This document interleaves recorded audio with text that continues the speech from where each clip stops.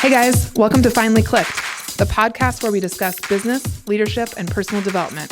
My name is Margaret Smith, and I'm the Director of Operations for Pickett Street Properties, a real estate team out of Bothell, Washington. And I'll be here every week with our owner and team leader, Jesse D. Moore. We'll be digging into concepts and ideas that have helped us both personally and professionally, and you'll also get a chance to hear from local and national experts that we know provide massive value to get to the point where it all finally clicks.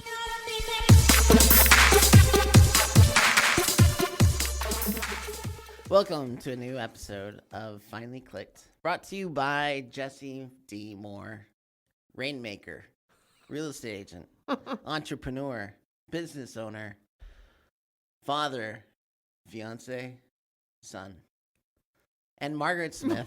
Wow, all titles possible. Those are all hats. They're all different hats. Real. Yeah. Mamargaret Smith. Yes. Rosie, Margaret the Macaulay Riveter, Smith. bandana, adorned, high and tight. High and tight. We have a special episode today. Oh, yeah. I'm kind of dazed. Actually, that's the perfect word. Thank you for saying that. I am in a complete daze after talking to Gary John Bishop. And I don't know that I can really explain myself, but we will try. Yeah, and I think we're going to talk a lot more afterward. Yes. About what we learned. Let me preface it by saying this. He read my mail in the first 10 minutes of this interview. Mail. And at the end, he read your mail Oh my hard. God, he read it so hard. He was like, you're a doormat. And you're like, I'll just preface it by saying that. He calls Margaret a doormat and that she chooses to be one. Yes. Just to tease. That's the tease. So let's just jump into this interview. There were some technical difficulties because of Skype. We'll edit those out the best that we can. But it was an hour of compelling conversation with Gary John Bishop, who wrote the book Unfuck Yourself for the kids in the room. For everyone else, earmuffs. Unfuck Yourself, which is a great personal development book. And this next hour is absolutely worth listening to. See you on the other side. Enjoy. Hey guys, welcome to Finally Clicked with Margaret Smith and Jesse Moore. We are super excited today to talk with Gary John Bishop, the author of the book Unfuck Yourself. And I'm especially excited because this has been a huge endeavor to bring Gary into Seattle from Orlando amongst all of his other many things that he's doing with his life. And so today we're going to go through a little bit about Gary's background, what brought him into writing this book, and just get to know him a little bit more. So Gary, thank you for coming to Skype. Awesome. Showing me how so to use great. Skype. Yeah, that's right. I've showed you some like old masterful tricks of Skype that I just learned this morning. You did. Thanks for having me. Yeah, we're going to edit this down into a Skype tutorial. All right, that's good. I'll probably get more views. Well, yes. Oh my gosh, yes. So just to start, both Jesse and I have done a little bit of research on you, and there's actually not a ton of information. There's not like a Wikipedia site about you or anything. Yeah. And so we actually just want to start off by having you tell us a little bit about your background, where you're from, and then also one of the questions that I wrote down and Jesse's curious about too is you talk about this in your podcast that you did with Knowledge for Men. Yeah. Listening to that, and you say you talk about the constant dialogue that you have with yourself, and you write about that in the book. What was your inner dialogue before this book, growing up? Like, what was that? Yeah. So, like, if you can tell us a little bit about your story. All right. I'll tell you my story, and I'll segue into that question. The reason why you won't find a lot about me online is because I've lived a pretty fucking unremarkable life. You know, I mean, there hasn't been much that you'd want to put on the internet. Okay. And a lot of that was, you know, I was involved in the personal development industry, but in a really like just committed way. There was nothing about like a public profile or something. You know, I've been coaching people for a long time. But then when I decided to write the book, then that changed everything. You know, obviously, you know, I self-published the book initially, just on Amazon. And I had no real sense of what it would do. I just wanted to write what I thought was a decent book. I wanted to write a book that actually inspired people to change their lives. Not left them with some kind of foo-foo idea of what it is to be a fucking soul warrior or something. I just, all that's fine, but I wanted to give people something that they looked at and they read it and inspired them to step up in their lives. And so the book kind of spiraled away. It went, my initial plan was 500 books, you know, that we had to. And if anybody who's ever written a book would tell you, selling 500 books is really, really hard, right? I mean, we'd like to think, well, everybody in my life will buy one of my books. No, they won't. Maybe 20% of them will. So, you know, on a good day, if you write your own book, you might sell 50, right? And that's it. You're done, right? And there's 11.5 million books on Amazon. That's just to give you a sense of what you're up against, you know, 11.5 million books. But it kind of spiraled. It was like somebody would buy a copy and then they were like, oh, this was actually really good. I want to buy 2 more copies for some friends of mine. And I'm buying 4 copies for my family and so it took about 5 months, but I was up to about 30,000 copies in 5 months. And then, you know, I got a few offers for the book. Actually, I got a lot of offers for the book. I found a great agent, and we signed a deal with HarperCollins, and they re-released the book. And now it's sold a little over 800,000 copies. So we're well on our way to 1 million. Should be 1 million within the next couple of months, we think. So, but and then since then, you know, people want to hear me talk about the things that I've been talking about for a decade, right? So this stuff that I talk about might sound new to a lot of people, but it doesn't sound new to me. It doesn't sound new to the people that I've coached, and because this is something I've been up to. I've been developing my message, if you like, for the last 12 or 13 years or so. Gary, I grew up a ranch kid from Montana, and I don't know how familiar you are with Montana, but I imagine, you know, there's harsh realities in Scotland where you grew up. Yeah. And so I'm curious, you know, how I was raised was very self-reliant. Like it was very much, no one's going to help me out. You know, yeah. If I'm going to get somewhere, I got to get myself there. Was your philosophy growing up, was it similar or no? I guess it was, but in the background was this kind of burning resentment. So of what I didn't get. So, you know, I was able to propel myself forward, but it was all overcoming, which is ultimately exhausting, right? You just get burned out by overcoming, and you can sustain it for like maybe a couple of decades, and then you'll hit sometimes your 30s, sometimes your 40s, and you'll hit a brick wall because and that is the you that you've turned out as, can't get it done now. So you were able to get it done to a point, and then you're just out of juice. You got nothing. And, you know, people call that the midlife crisis, or they'll call it an existential crisis. For me, it's like just a complete bankruptcy of who you've become. So, and to kind of root back to what you were talking about, Margaret, who you've become is just a skin and bone bag that talks. And you talk to yourself and you talk to people, and whatever that talks about, that is, whatever the nature of that kind of automatic talk is, that's your life. That's the life you live. That's your experience of being alive. And we mostly live like that's unknown to us, like it's some kind of, you know, oh yeah. I mean, sometimes we notice ourselves talking to ourselves. Mostly we don't notice it. And we're doing it constantly. I mean, you're talking to yourself in your sleep, called your dreams. So you're in a constant monologue, sometimes dialogue. So that is, sometimes you're offering an opinion about something to yourself, which is human beings exist in this very primary mode of agreement and disagreement. So whenever somebody talks, somebody else is just working out whether they agree with us or not. There's no real thinking happening. It's all just, I don't agree with that. No, I agree with that. And the things that I agree with is basically the shit that I already know. And the stuff that I disagree with is the shit that I might know, but I probably don't. So I'll just disagree with it because it conflicts with something that I've already decided is true. Mm-hmm.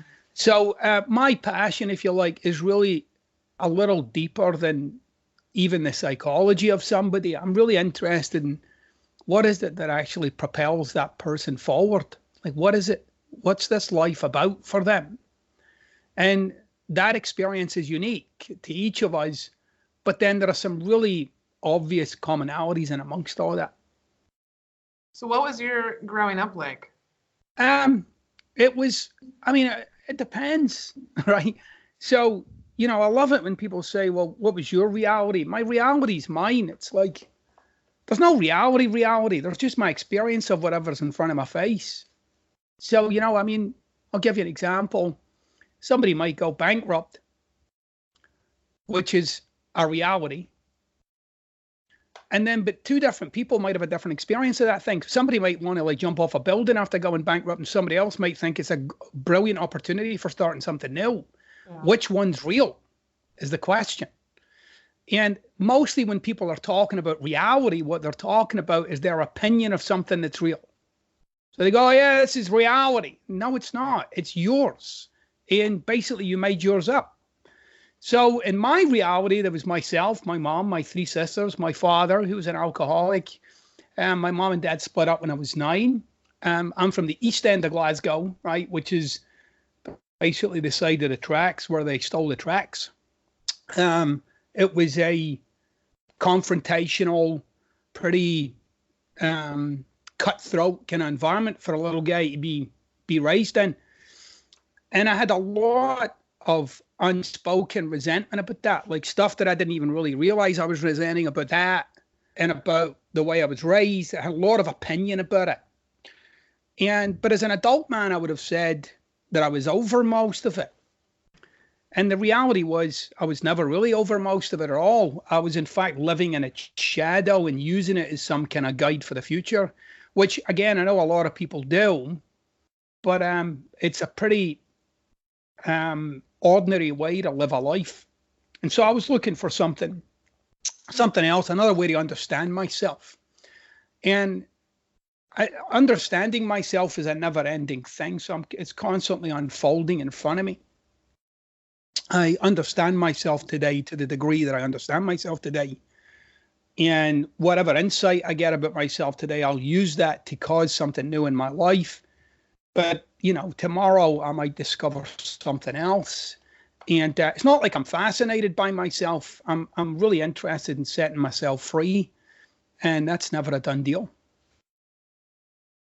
I think the timing of your book is interesting. I was talking to Margaret about this, that, again, I read your book and it's full of self-reliance and how to self-empowerment and how to get yourself out of how to get yourself unstuck. And I feel like we live in a society where that's not the message. That's not the overriding message, that it's basically an ongoing monologue of how people wrong each other and how we've been slighted and our reaction to that. And were you surprised at the success of your book given the current climate? Yeah, I mean, it's nothing to do with the current climate. I'm just surprised like anybody would be surprised. The current climate is a reaction to an old one, which was a shitty one too. Yeah.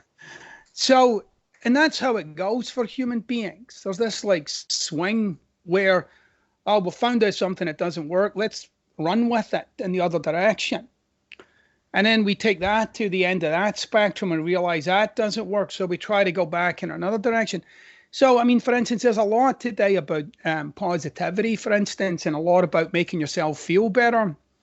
Well, that was after decades or a couple of 100 years of people really like, I don't give a damn how you feel, right? And so people were experiencing a lot of resentment or suppressing your feelings. Like you can't talk about that. You can't say. So then that it's now running out the other end, right? Where people are saying, well, now it's kind of getting a little on the edge of it now. Now we're talking about, and this is one thing I'll never do. I'll never talk about how somebody else makes me feel. Why? Because nobody makes me feel anything, right? And they don't, not without my agreement. I have to agree that I'm slighted by you. And that's not some Pollyanna kind of lifestyle. It takes like to get myself thinking like, okay, what am I really offended at right now? Right. So in general terms, we talk a lot these days about being responsible for what you say. And there's a great deal of power in that. right? And there is a great deal of power in being responsible for what you say and how it might land, okay? But the one thing that nobody wants to talk about is being responsible for how you listen. Like, where are you putting that when it crosses your ears? And so we're in this kind of like, I don't know, it seems, and it's just all bullshit, but we're in this kind of societal argument about who's right. But being right is like a human addiction. It doesn't matter what we're talking about. It's just who's right. And that's why, marriages fall apart and families fall apart. Like the breaking up, the disconnect, the cutting away has become so fashionable now. It's like it's the end thing to do. Oh, you make me feel terrible. I'll just cut you out of my life. Okay, fine. But it might be an opportunity for you to grow or expand yourself as a human being or experience yourself in new ways. And so all of those things, I think there's this growing, and this is part, I feel as if why my book has been successful with a lot of people. People are seeing the kind of bankruptcy of it. Like they're seeing they can't keep trying to make themselves feel better. Like there has to be another approach. And that's very much my approach. And you are going to feel good and you are going to feel bad and you're going to feel amazing. You're going to feel terrible. But the minute you try to live your life either guided by those things or in the struggle to change them, my view is you're losing out on the opportunity of what it is to actually be alive and live this life. Yeah, it's interesting. Another thing Margaret and I talked about. So we just did a series on the podcast. It was a 3-part series. The first part was about self-awareness. The second part was about authenticity. And the third part was about boundaries. Yeah. And so I'm curious about, in this book about self-reliance that you wrote, I mean, we don't live in a vacuum, right? Like there are people that are around us that impact us. How do you resolve? I mean, I love what you're saying and I totally get it, right? Like your reality is as absolute as, or your being right is as absolute as your reality, the way that you describe it, right? Like there is no one reality. We have our perspective and that's it. And if you're self-reliant, what part do other people play? Like, and what part in what? In how we respond and how we make our decisions. That's up to you. Yeah. I mean, if you're pissed off at somebody, that's a choice. If you're resentful of someone, that is a choice.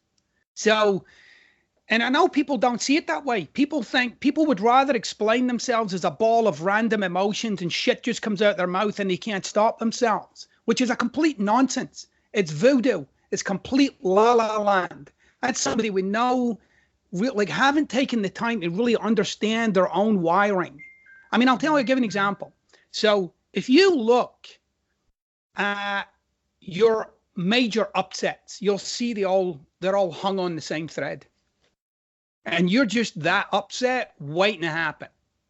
So if you have a complaint in your life that seems to be like persistent, like it shows up every now and again with certain people, not everyone, just certain people, like, well, they're not listening, right? Which is a very common one. You're not listening. You're not listening. You're not listening, right?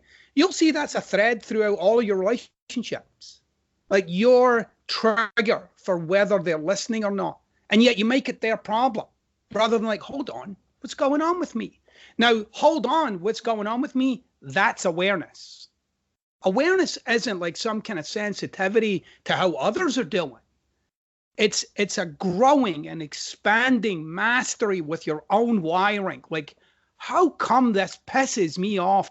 And people won't go beyond the surface of that answer. They'll just say, well, I don't like them, or they're an asshole. Like, no, stop. You got to really start to understand like what it is that compels you. And by the way, I mean, compels you to live the life you have. I mean, the interesting thing to me is everything that I say is designed to set a human being free. Okay. Everything, every word, every sentence, every abstraction, every concept, everything that I say is designed to set a human being free. People will argue with me as to why it can't be done. So why? Why would you be like, I got that, Mr. Scottish man, But let me take a little bit of an argument here with you for my own misery. Let me argue with you about why I'm stuck. And so I say to people, well, you might not be a cynic, but you sure talk like one. So that is, you're somebody who looks at something maybe just on that bandwidth of agreement or disagreement. You won't get any freedom in that. You need to question yourself. I mean, this is why people talk about, I mean, I laugh when people talk about reality. They'll say, what about reality? I say, what freaking reality? Yours or mine, or theirs, or theirs, or theirs, or theirs, or theirs, or theirs, or that person over there, or those 10 people over there. Whose reality are we talking about? Because it's all different. You got basically almost 8 billion people on the planet now with a different experience of being alive. Some of them a little alike, right? Those tend to be your friends, right? And then others whose experiences, they're not alike mine, they tend to be the ones that you keep at a distance.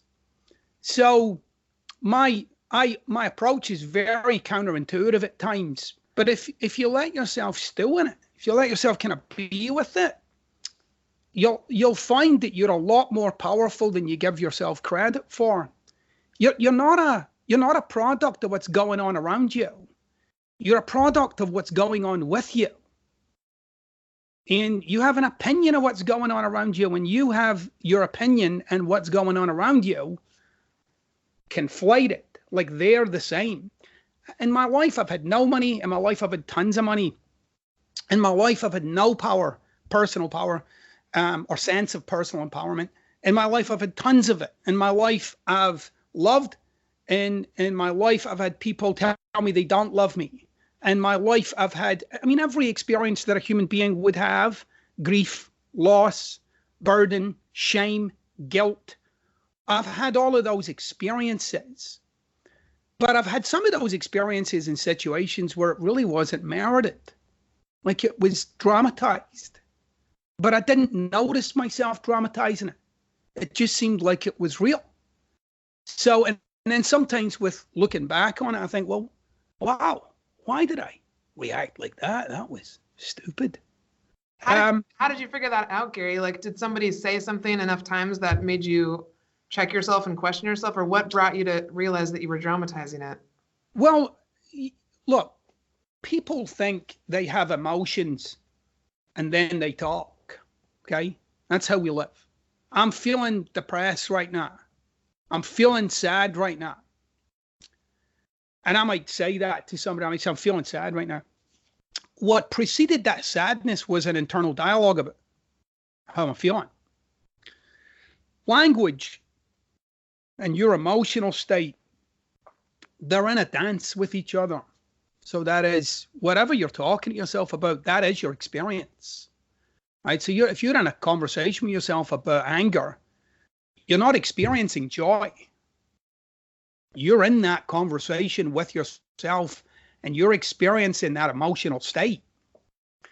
And if you follow that all the way out, the German philosopher Martin Heidegger said language is the house of being. So what did he mean by that? He meant who you be is housed in language. It's in the nature of your talk. So whatever your opinion of someone is, if you look at that language, if you write it all down, what you'd be seeing in front of your face was your experience.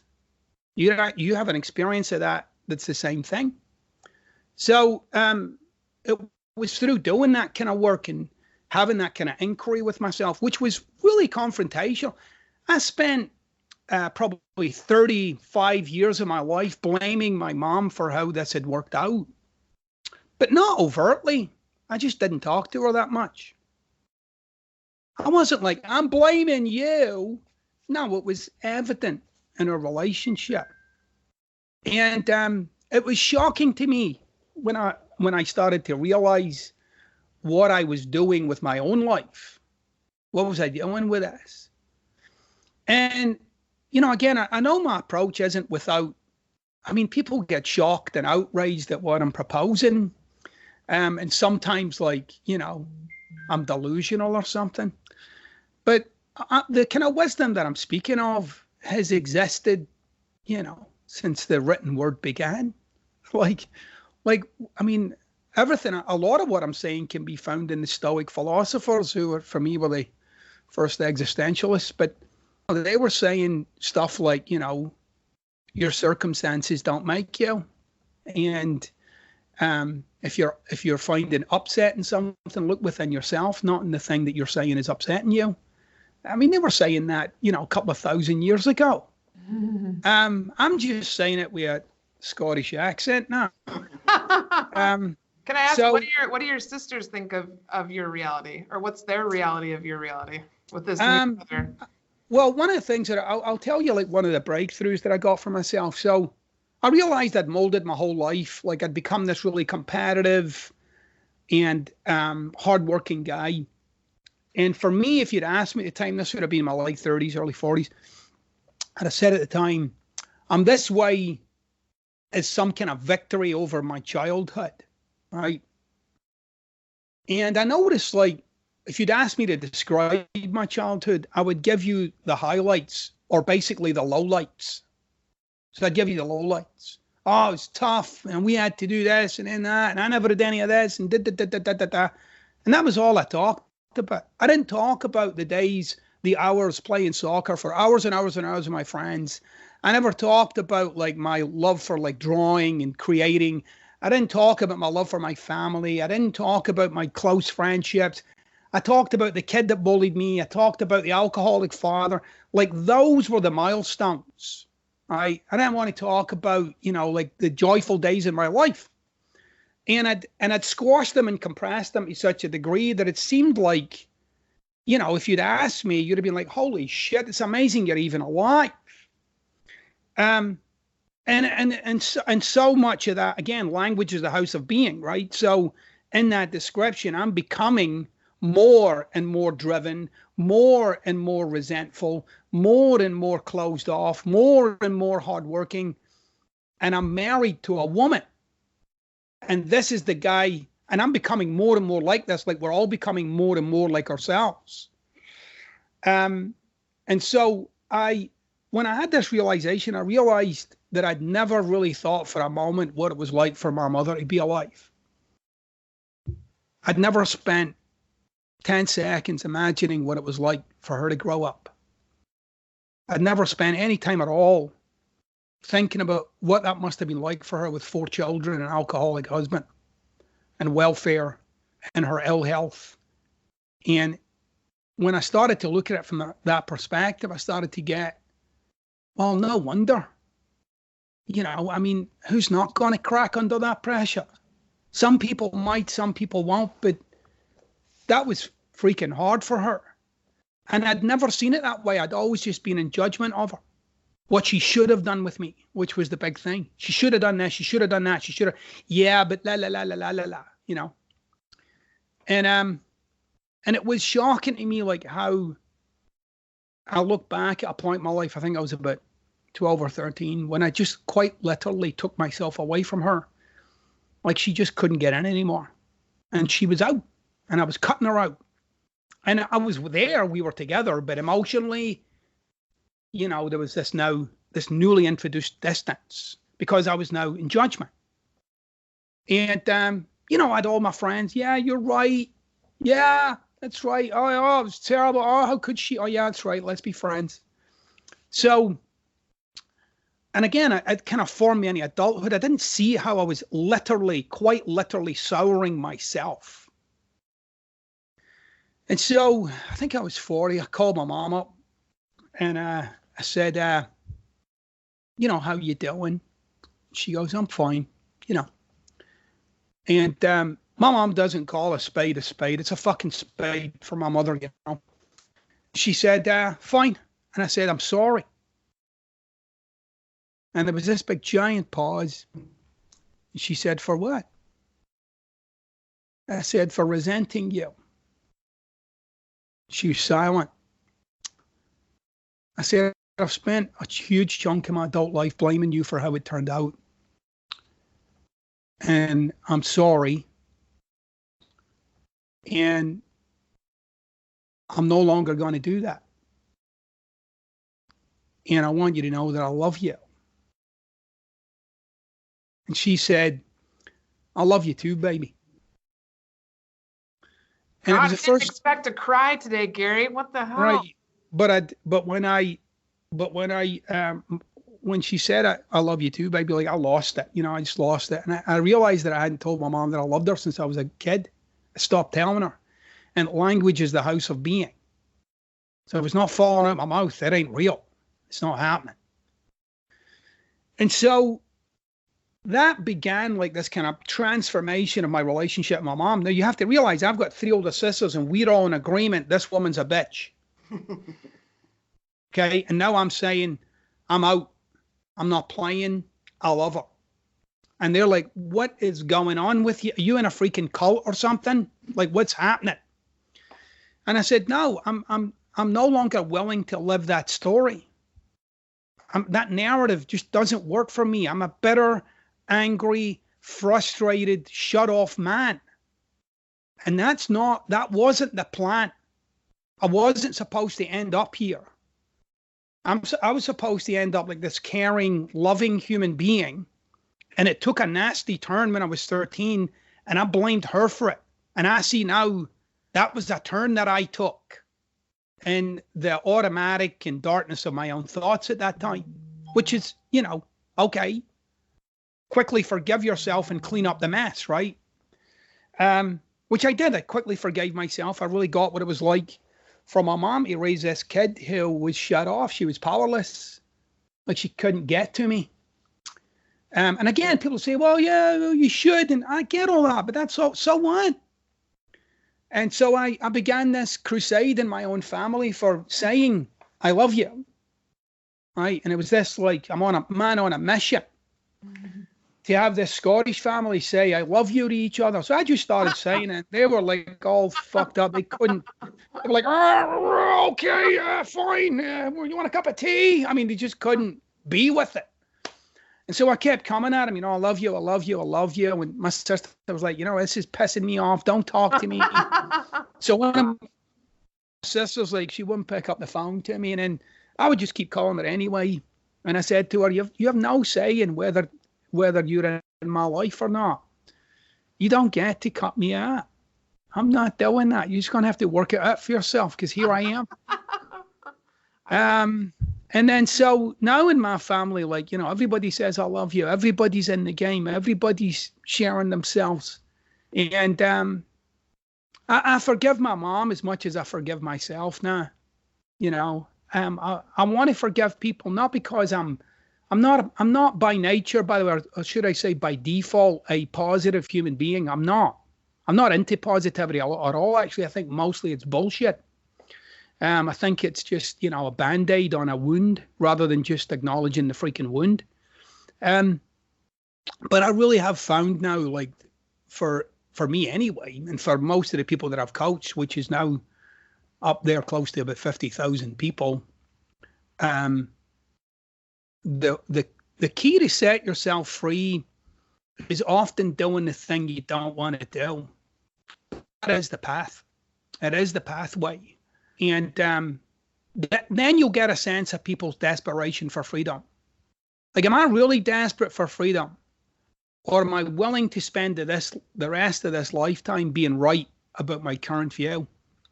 And when you give people that choice, you'd be amazed at the number of people who say, screw it, I'll take being right, rather than I'll take freedom. And then they'll satiate themselves with some notion of freedom that's not really freedom at all. But they'll fool themselves because that's what we do. We tolerate our own bullshit until other people around us can't take it anymore. Does that make sense?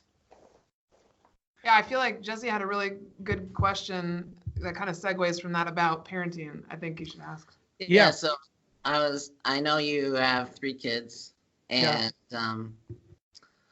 I have a blended family. I have 2 kids of my own, and my fiance has a boy. Yeah. And we do pretty well, I have to say. Like, we don't have a conflict about it generally. But like I said, I grew up son of a cowboy in Montana, and so I pulled myself up by the bootstraps and got things done. And I feel like right now in the parenting narrative, it's that message isn't being told or it's not celebrated. And so I'm just curious how you take these philosophies and how you use them in parenting your own kids. Yeah. I think one of the things that I gave up a long time ago was that I know what the hell I'm doing when it comes to being a parent. I mean, just like you and everybody else who's a parent who's listening to this right now, you're making it up as you go along. Yeah. You have no idea what the fuck you're doing. And you're trying to work it out and you're trying to do your best and then you screw it up and then you wonder, did you get it right? And then, so one of the things that I've got 3 sons and I tell them all, I'm new to this game. This isn't, I'm not like some, Zen master of fatherhood. Right? I'm working this out. I'm not always going to get it right, but we are going to go with what I'm doing. Right? We're going along with what I'm saying, but it's not always right. And so I'm really committed to being authentic with my sons. So if I screw it up, I tell them. I don't try and pretend that, well, I wouldn't do it any different when you totally would. Right? Yeah. So I tell my sons, I wish I'd done that different. I wish I'd done that different with you, but I didn't. Okay. And then I'll ask them, like, what was that like for you? And then they'll tell me what it was actually like, because I'm interested to know what was that actually like for you. And it can be challenging because we get so wrapped up in our own crap that we forget what it must be like for them to watch it, to be part of it. You forget what it's like to be for. And you do forget. You totally forget what it's like to have everybody towering around you.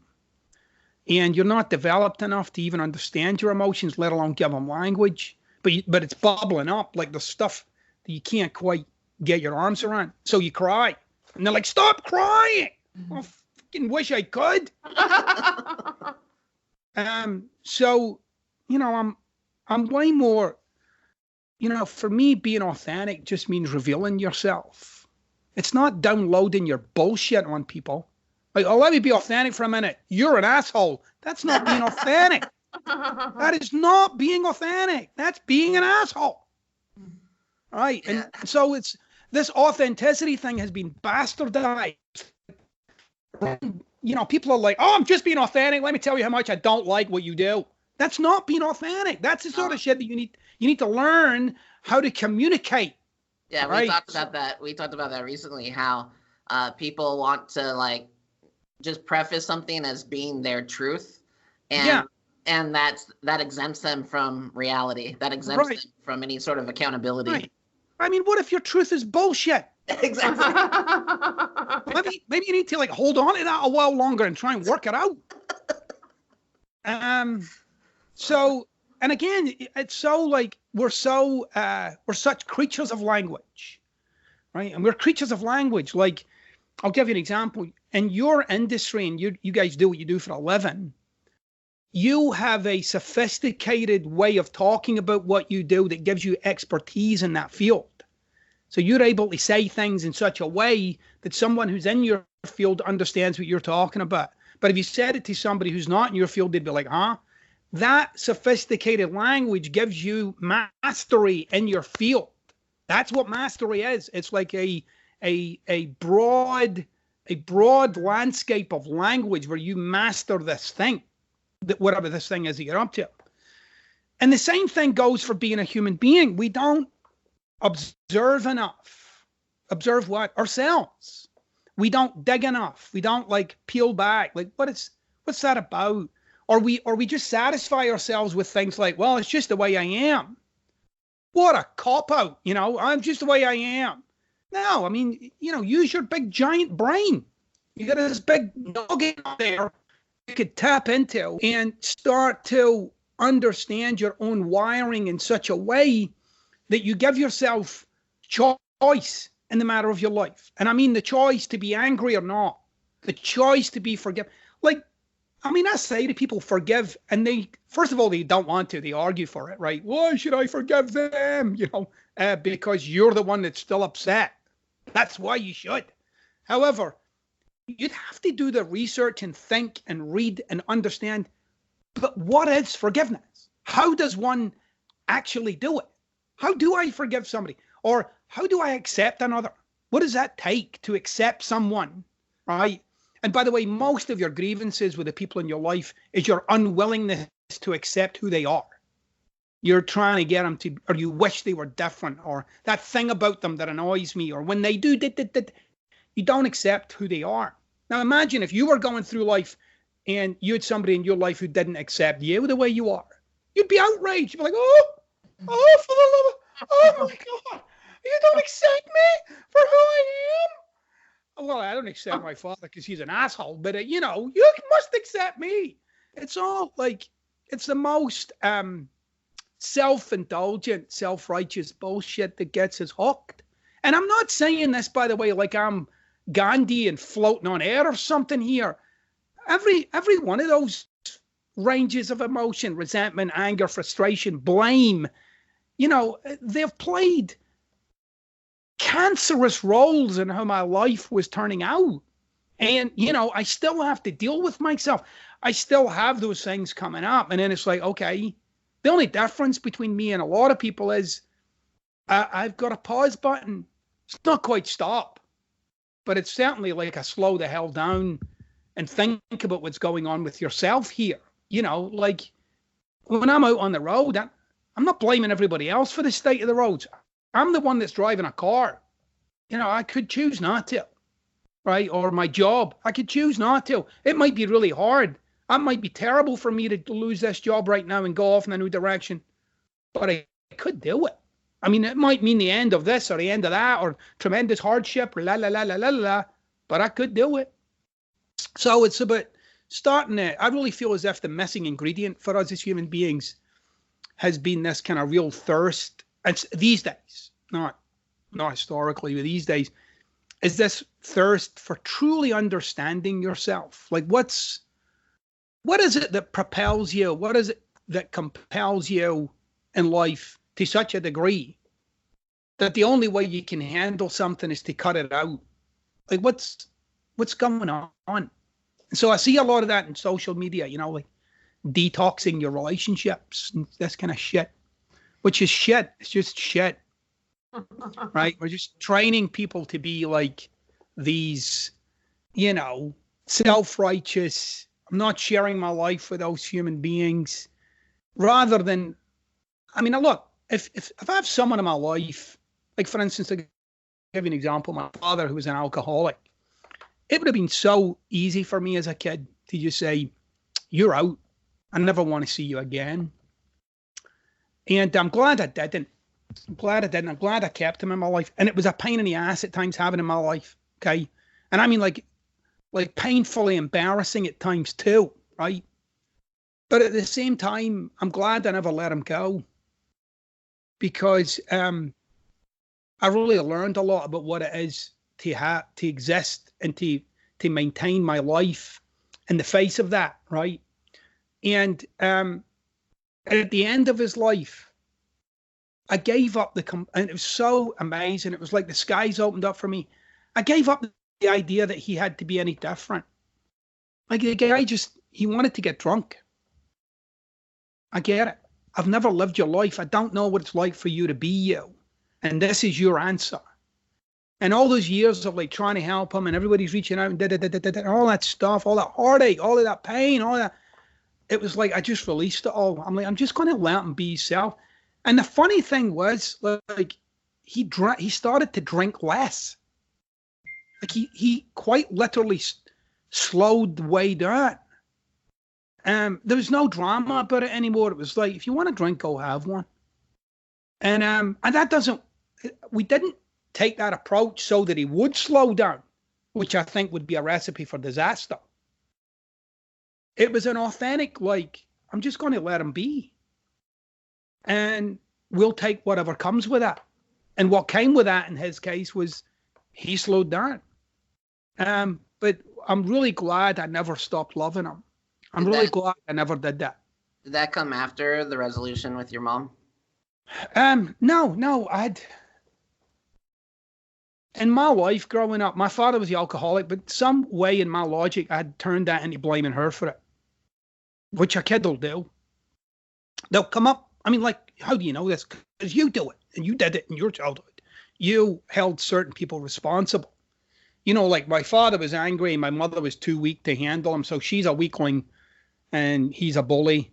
All right, well, that's now the template for your future life, right? And anybody who sounds like my father, you're a bully. And anybody who sounds, looks, or behaves in any way like my mother, you're a weakling. And you don't know you're doing that. You're just doing it. In fact, if you look around your professional life right now, you'll see there are people now taking up the roles of some of those early childhood roles. And they're, you've turned your boss into your dad or your mom or your big brother or big sister. And you rebel against them and have the same range of emotions that you had. It's insane, but that's kind of how this shit goes.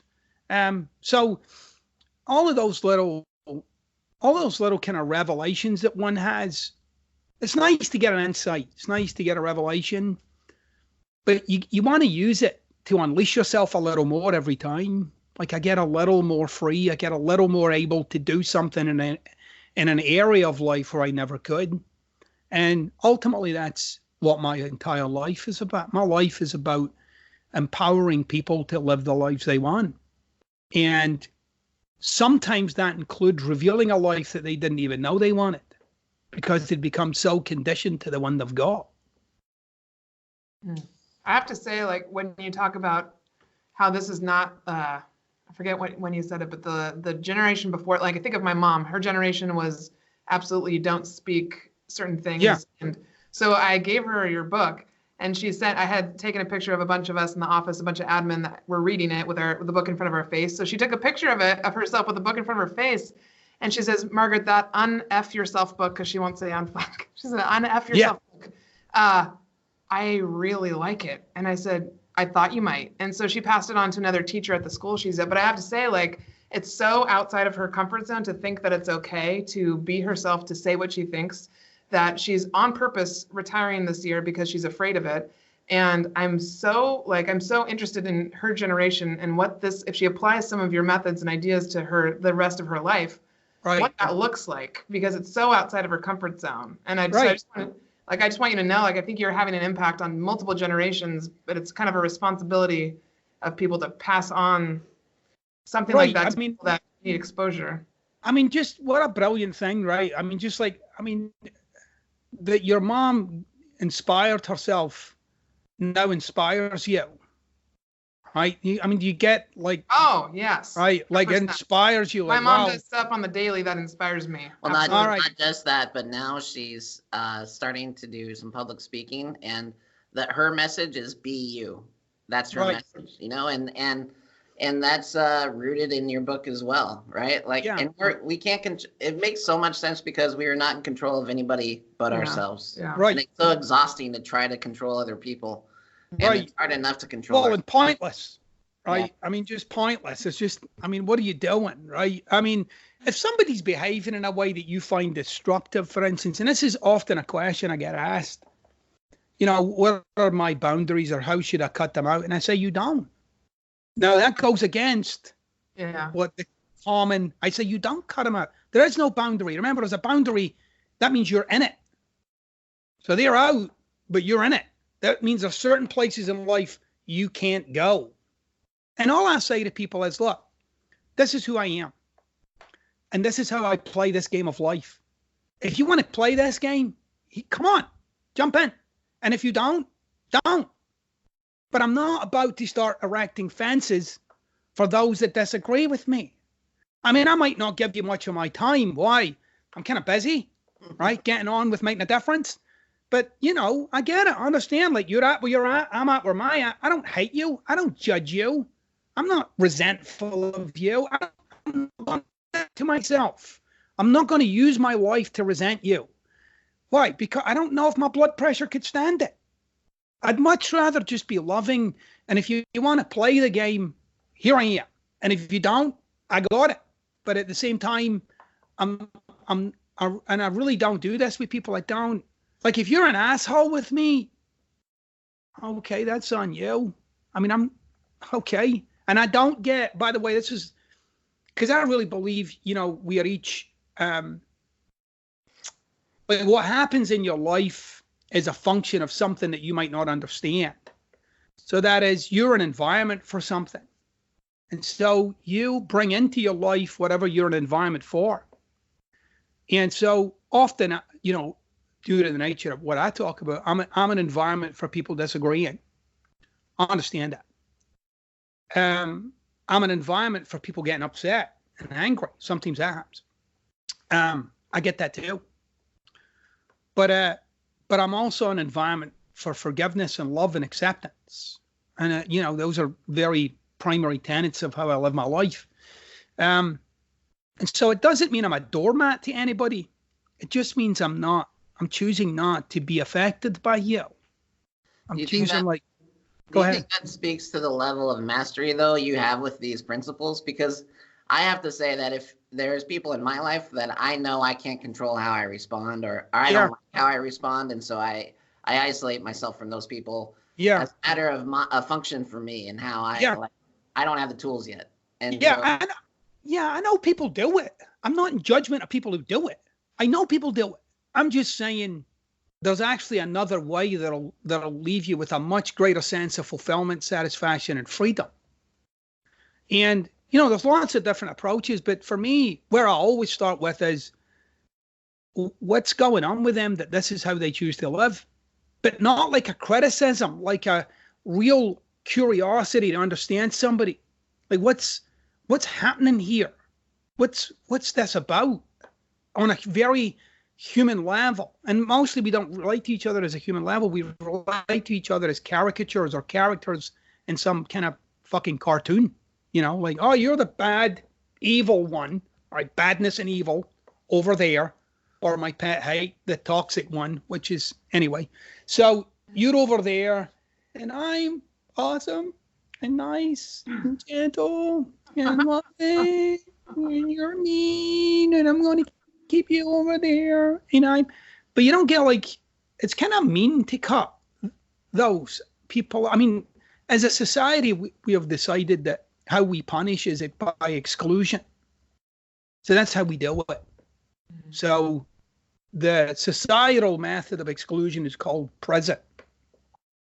So we're going to exclude you, which is supposed to break you, right? Which we've realized how it doesn't really work, right? It just keeps them off the streets, but it doesn't actually change anybody. And it doesn't prevent anybody because people are still doing it. So it's by exclusion.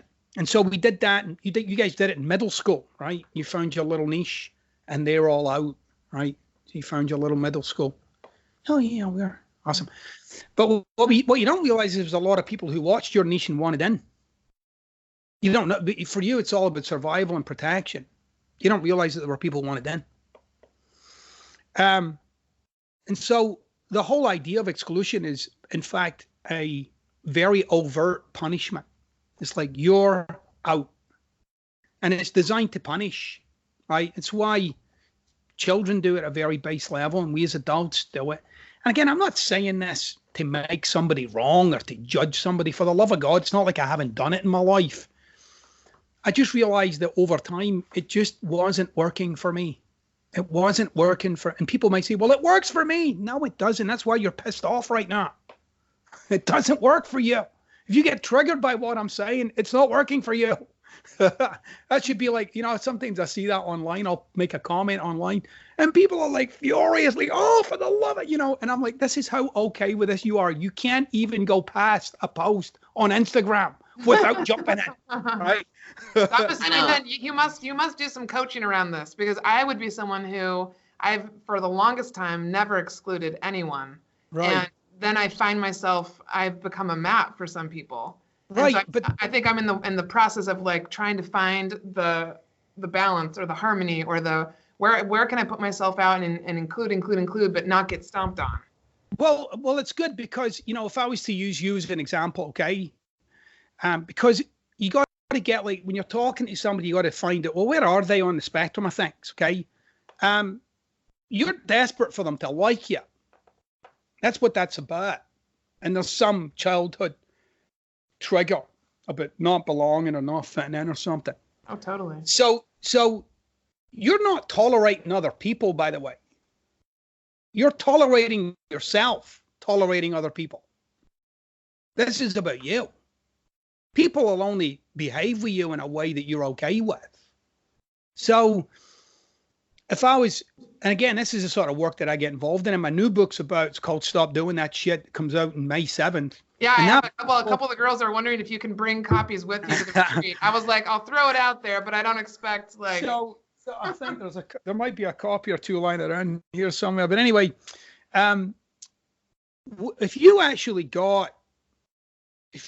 saw what's driving you subconsciously, you'd be shocked. If you actually saw what the purpose is, right? And if you look at when life goes down for you and it takes a turn down the way, you'll notice you're kind of located in a certain spot, okay?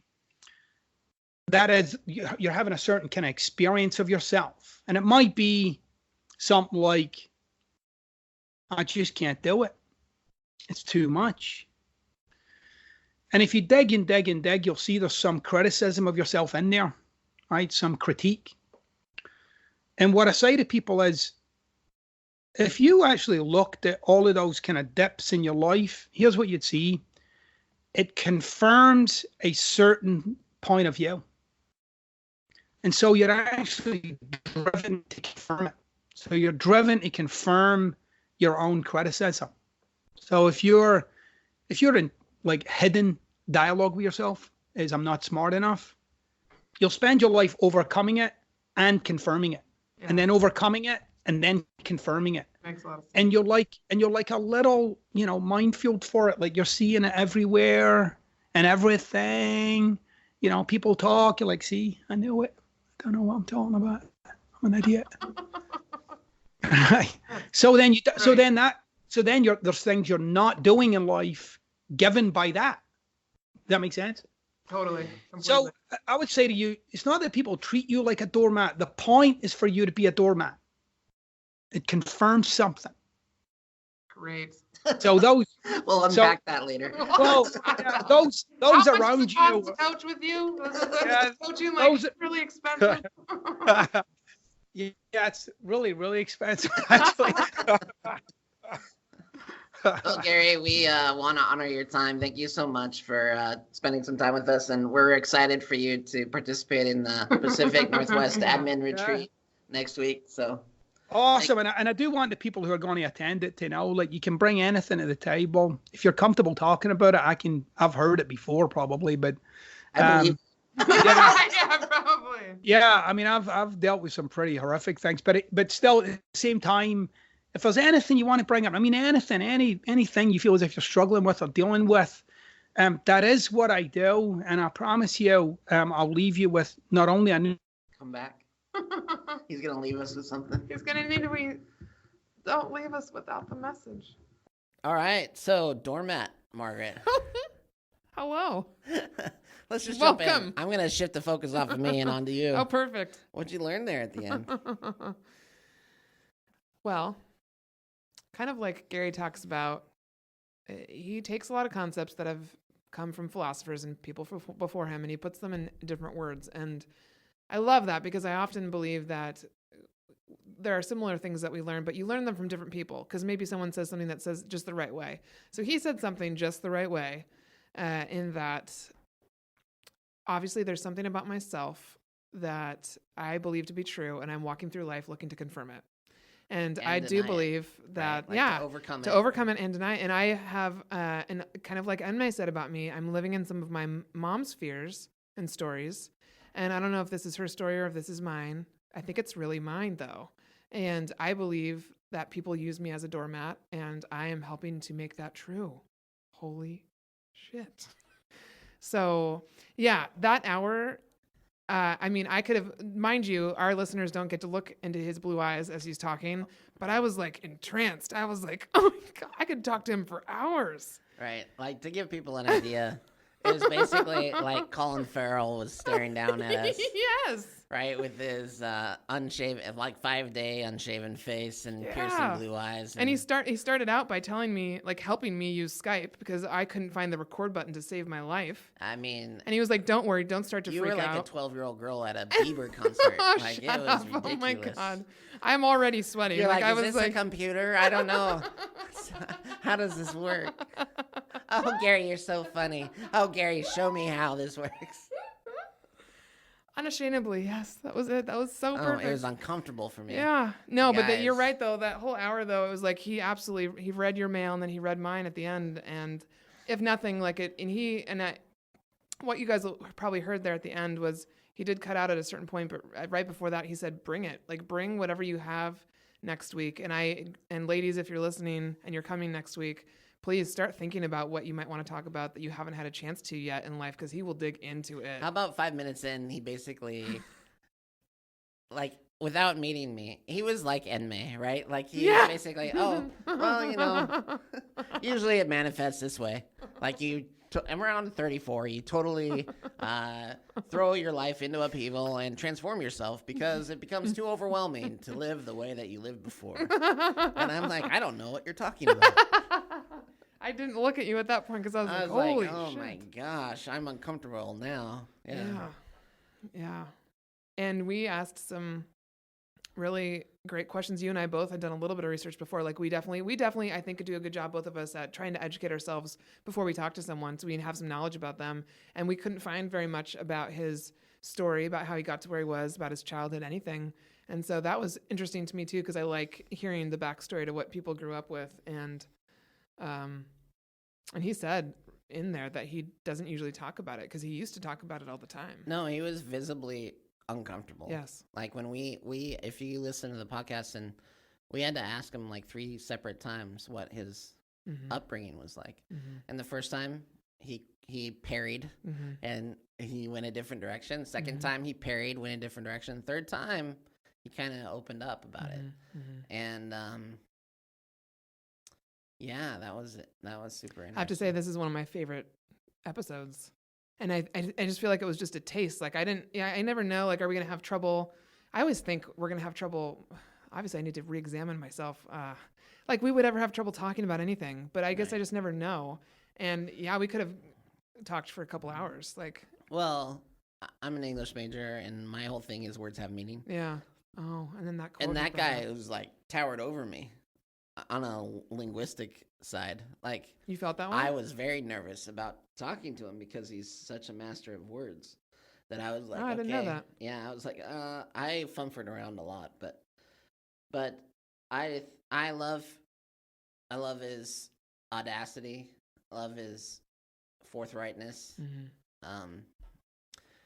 I think it's interesting because we did a series and we talked about boundaries, and his ideology is very opposed to that. Yeah. I still love that this space exists where we can talk about it.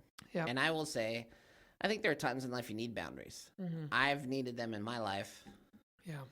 To at least insulate myself or protect myself until you're ready for it. Right? You didn't have the tools, yeah. And I think I have the tools to like embrace and be accepting of most people, but not everybody yet. I mean, his story about his dad and his mom both was absolutely, I mean, I know I've talked to people before who have never said I love you to one of their family members, and it's a really different, to start that kind of a culture change in your family is very interesting and different. And I was like, wanted to, like, we were listening to his story, and I wanted to say, like, oh my God, I'm so proud of you for doing something that's so against of what his family was raised in doing. And to have his sister, like, what the hell are you doing? Why are you calling to tell me you love me? And he's like, no, this is happening. You can't get rid of me. This is the life. You can create a boundary, but I'm still going to be there. Yeah. Yeah. Yeah. No, he was, I don't know that I've been that uncomfortable in an interview. I'm so interested because I didn't know you were that uncomfortable. I really couldn't tell. Yeah. I thought you might be a little bit, but I mean, call a spade a spade. I absolutely have shut people out of my life and family members out of my life. And I think about it often, whether it's the right thing or not. I know in the moment it's the right thing, but you know, I also know it could change in the future, and I'm not looking forward to it. But as I develop as a person, I can't deny growth and maturity and and then the freedom, understanding. Right? He talks about freedom a lot, and I understand kind of what he means by it. It's like when he released any sort of, like, they were all obviously trying to exert their opinion and their power over their dad being an alcoholic. And then when they finally let that go and they were like, just have a drink if you want it, he actually slowed down. Like, it's so amazing how other people's opinions run what we do. Yeah. That was interesting to me. Yeah. No, it was interesting for sure. So I'm super excited for the people that get to see him next week and hear him talk. He's, it was pretty funny. I was hoping we could have had Christina Jagels in here because I texted her as we were getting ready to interview Gary John Bishop. And I know she's a fan girl of his. And so she sat in the corner of the studio as we talked to her, talked to him. And it would have been cool to hear her thoughts and on this outro. But, you know. Well, I can say, like, on her behalf, because I've talked to her about it before we asked him to come to the retreat. And it's because of his, not just authenticity, but the way he has brought a lot of these philosophies and made them into such real life examples for her and her life and what she's experienced. It's so applicable, and it communicated to her in such a level that it's, I think she sees the possibility finally. Well, he gave her hope that she didn't have before. Like, well, here's how I see it. Talking to him and reading the book is like being in a room with the light of the sun blazing at you, where there's nowhere to escape. No, you can't. Hide. You're looking at him. You You're like, can't hide holy, behind any excuse. wow. You can't. You can blame everybody else in the world. It True. won't make a lick of difference because he's going to break it down to what's your part in it. Yeah. And that's what he's going to focus on, and that's what he's going to make you focus on, and that's what he's going to change. And by changing that, everything changes. So true. I was even thinking, you know, there's so many parallels in his work to Fierce Conversations. Yes. Where I picked up Fierce Conversations to Yes. give to somebody else, and then it had an impact on me. Yep. Like, how many times do we search out something to benefit someone else, and we're the Often. one that needs the message? So true. And that's what I hear all the time in relationship to his book, is that people get it for other people, but then they read it, and they're like, oh, I'm the one that needed that. Really true. It's messed up. It is. I just squealed. This is just really, like, dazed and confused is how I feel. Because I'm just, it's just really, I think he's the new type, the new self-help. And he talks about it in a couple other podcasts where we didn't really talk about it today, but he says he's like the anti-self-help author that's in that section of the library or that section of the bookstore. Because I mean, that's kind of what he's all about, but he's not. He doesn't do it that way. So. I do like, if you haven't read the book, I highly recommend it. What I really like about it, I love that we got him to talk about his personal life growing up, because in the book, he doesn't talk about it. He doesn't use the book as like a lever.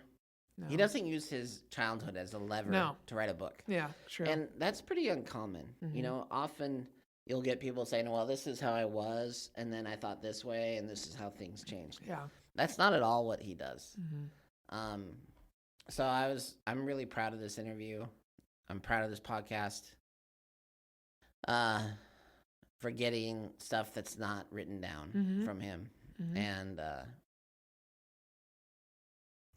yeah. And just for bringing this concept, this book to other people, to bringing it to the view of everyone that listens to us. Yeah. I read this book in preparation for this podcast. I read it in less than a week. Yeah, it's a quick read. It doesn't take long. Audible, I recommend. He reads it in his Scottish brogue. That was good. Yeah. Yeah. It's always fun when, Scottish men swear, It is. Well, anything in an accent is always more fun, I say. Anything? Jeez. Anything. All right, TMI, Margaret. Good Lord.